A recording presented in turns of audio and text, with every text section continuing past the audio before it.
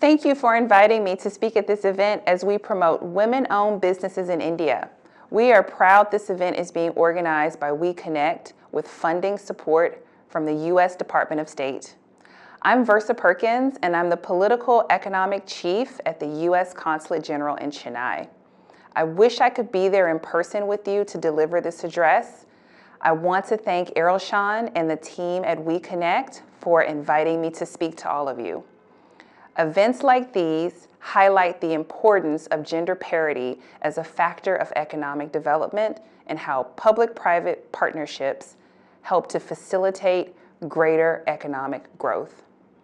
The United States is investing in numerous efforts to promote women's economic empowerment in India and across South Asia. I am sure we can all agree that women's meaningful economic participation is integral to achieving greater security and stability around the world.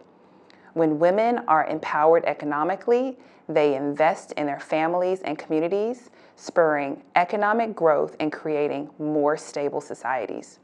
No country in the world, whether it is the United States or India, can reach their economic and business potential when half the country's resource pool is left out of the workforce. The United States remains committed to supporting women's economic empowerment. We are eager to expand our cooperation with India in promoting women's entrepreneurship as a crucial element of that effort. The U.S. government recognizes that an investment in women and girls is an investment in our future prosperity. The Biden-Harris administration has elevated gender as a key domestic and foreign policy priority. In 2021, the White House launched the first national strategy on gender equity and equality, a whole-of-government strategy which outlines 9 interrelated policy priorities. President Biden formed a Gender Policy Council to integrate gender across the formulation of domestic and foreign policy through executive branch agencies and requested $2.6 billion from Congress to support programming that advances gender equality higher than any administration to date. In March, the State Department's highest official on global women's issues visited New Delhi for the India launch of the U.S.-India Alliance for Women's Economic Empowerment, a public-private partnership between the State Department, USAID, the U.S.-India Strategic Partnership Forum, and George Washington University. The alliance serves as a platform to catalyze resources and investment from the private sector and civil society to accelerate women's economic resilience amidst the ongoing pandemic, including a 1 Million Mentor initiative that will connect private sector professionals with Indian women seeking to build their professional and business skills. U.S. Consulate General Chennai is also doing our part. In response to the 2019 U.S. launch of the Women's Global Development and Prosperity Initiative, the U.S. Consulate General in Chennai gave a grant of $50,000 to mentor and train 40 women social entrepreneurs from all over India to scale their businesses and meet the challenges of the COVID-19 lockdown. An exciting outcome of this grant was the formation of the Women in Indian Social Entrepreneurship Network, which is a first of its kind that will not only support and mentor emerging women social entrepreneurs across India, but will serve as a platform for advocacy to government and financial institutions, investors, and other stakeholders.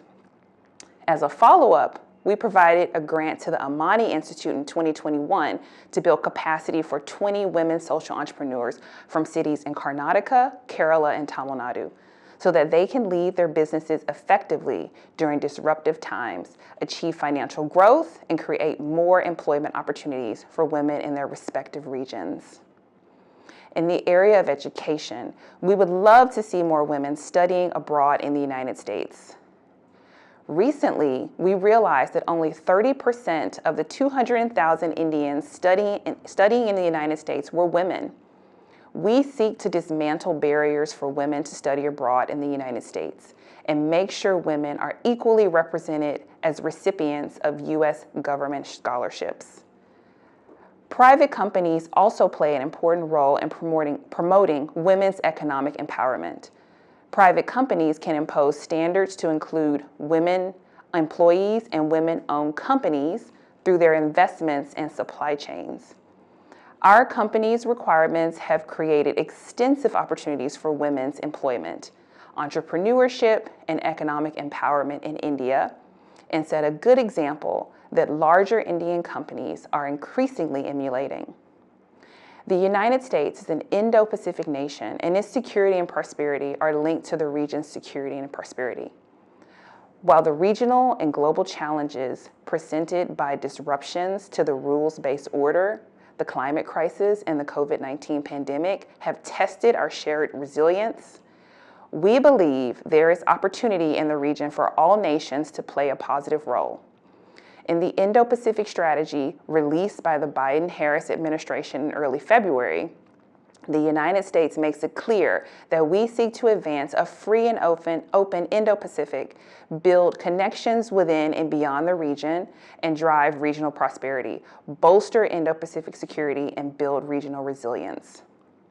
Thank you, WEConnect, for your excellent work by supporting women-owned small and medium-sized businesses, connect with U.S. investors, and integrate into Indo-Pacific supply chains. To conclude, both the United States and India face the challenge, like all societies, of fostering economic growth that is not only robust, but inclusive. The United States wants to be your partner in achieving inclusive growth, empowering women and women-owned businesses, and in creating sufficient opportunities for all our citizens to prosper. Once again, thank you for inviting me to speak. Wishing you all success during the training and matchmaking proportions of today's event.